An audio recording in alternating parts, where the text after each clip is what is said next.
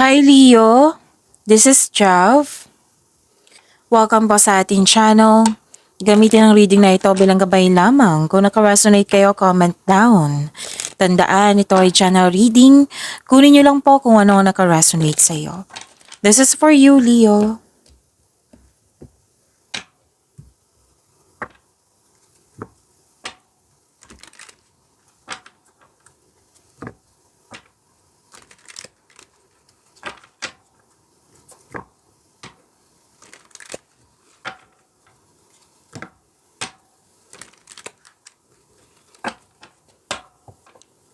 Para po ito sa iyo, Leo.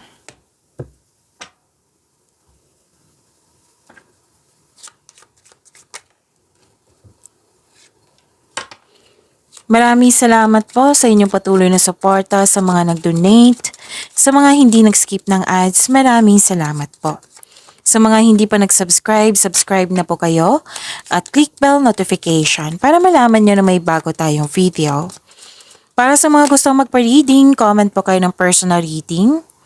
Again, comment kayo ng personal reading and check my reply sa comment section.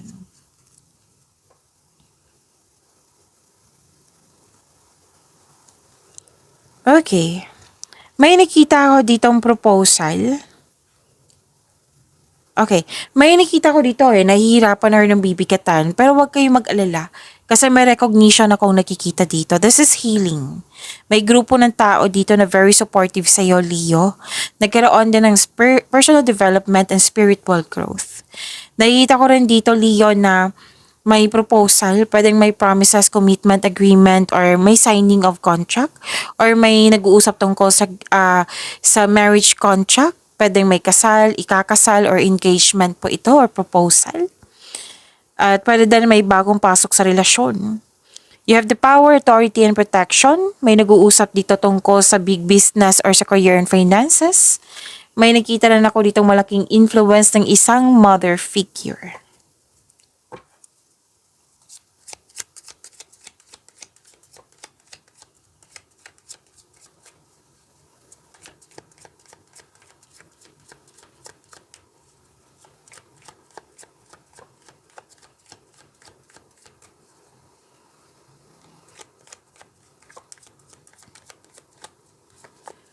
Energy po ni Leo.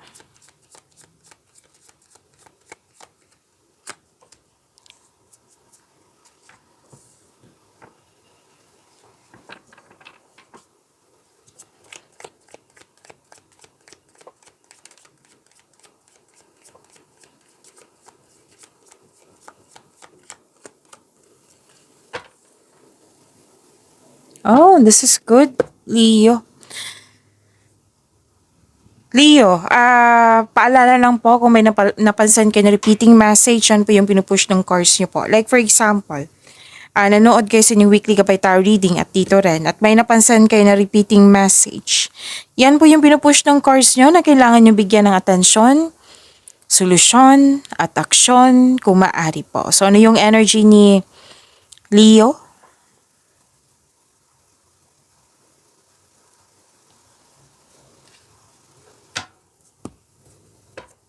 Malakas ang iyong intuition. Nagkaroon ng common sense. May changes. Naka-receive kayo ng wisdom message. Awareness. May malalaman kayong sekreto mula sa isang tao. Makinig po daw kayo sa inyong intuition kasi maaari may panawaging spiritual na parating sa iyo. So this card asks you, or what I meant is, this card advise you na kung naghahanap ka ng solusyon sa inyong problema, sagot sa inyong mga katanungan, nasa iyo na po, Leo. The answers are already within you. Okay? Kailangan mo lang makinig sa iyong intuition. Makinig po sa inyong intuition.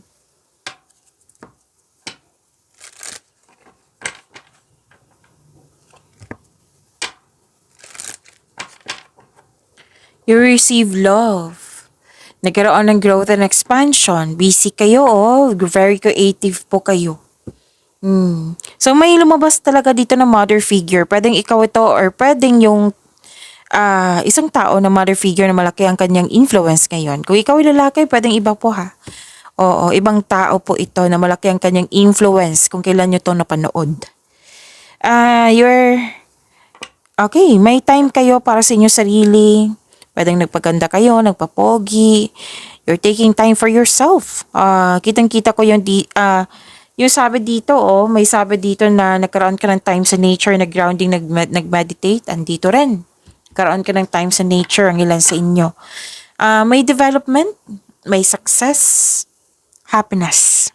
Kasi ako sa astrology to, this is love, beauty, money, and creativity. May pagbubungang mabuti ang parating. Pwedeng bagay ito or pagbubuntes. Pwede din fertility ito. So kung gusto niyo mabuntes, then go ahead. Kung pwede po, kung gusto niyo po. Kung ayaw niyo, then use protection. Kung lahat naman po tayo dito, adult po eh. Huwag kayong mag-alala. So this is also means abundance and success. Ang sabi ng card, be happy with the result. Be happy with the results of your action. Maari din, makaka-receive ka ng malaking pera or ito ay isang unexpected job opportunity. So, kailangan po ng mahabang pasensya po. Ang sabi ng card.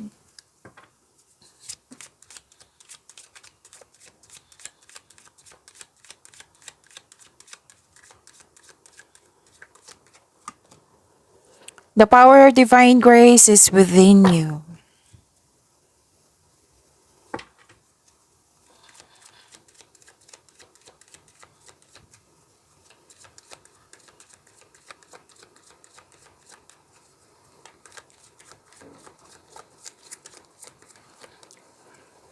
Career and money ni Leo.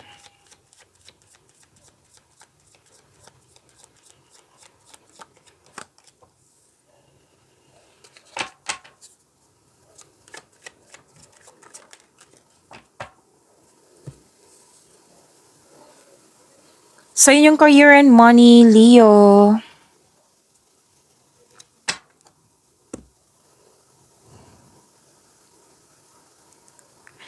Nakikita ko dito na nagkaroon po naghihintay ka ng feedback. Naghihintay ka ng feedback from your client, boss, or new employer. At itong balita na ito ay very excited ka. Kasi makatulong ito sa iyong buhay pinansyal. So itong balita na ito ay excited ka. So parating na po, dumating na. Ang sabi ng card, syempre excited kayo. Huwag po daw kayo magpadalos-dalos sa paggawa ng desisyon or aksyon. Alamin mo muna at isipin ang susunod na hakbang. Magawa po daw kayo ng matibay na plano. Kasi mga tulong ito sa pagpalakas ng iyong confident.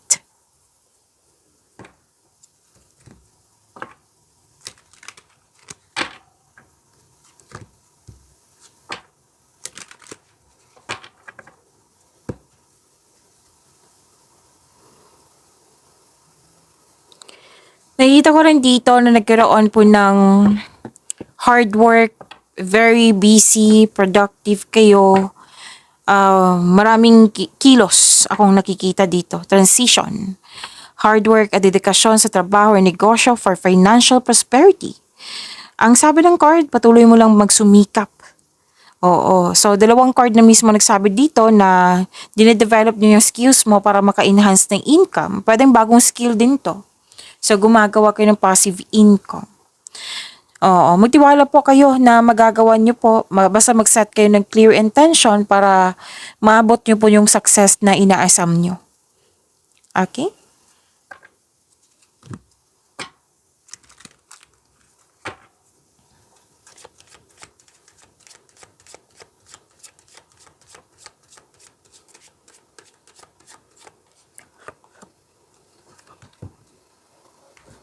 Wisdom, insight into the nature of physical objects gives you foresight. Use your best judgment.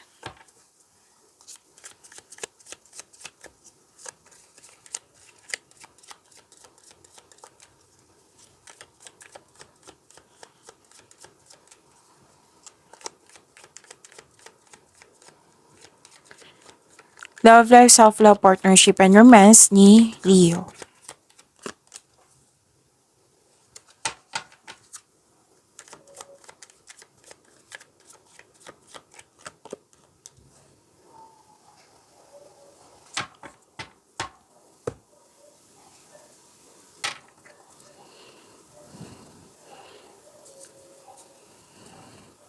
Sa mga may relasyon sa buhay mag-asawa, maalaga kayo sa inyong partner, masahan din kayo. Ang sabi ng card, magtiwala at magbuo kayo ng lasting partnership. May nanganak, may nabuntis, may... So this is the second card na nagsabi from your energy cards to here. Na may nanganak, may nabuntis, may nag-aalaga ng baby, fertility, lumabas din po dito, and may gustong magbuo ng pamilya. You have abundant in life. Sabi ng card nyo po dito, Leo.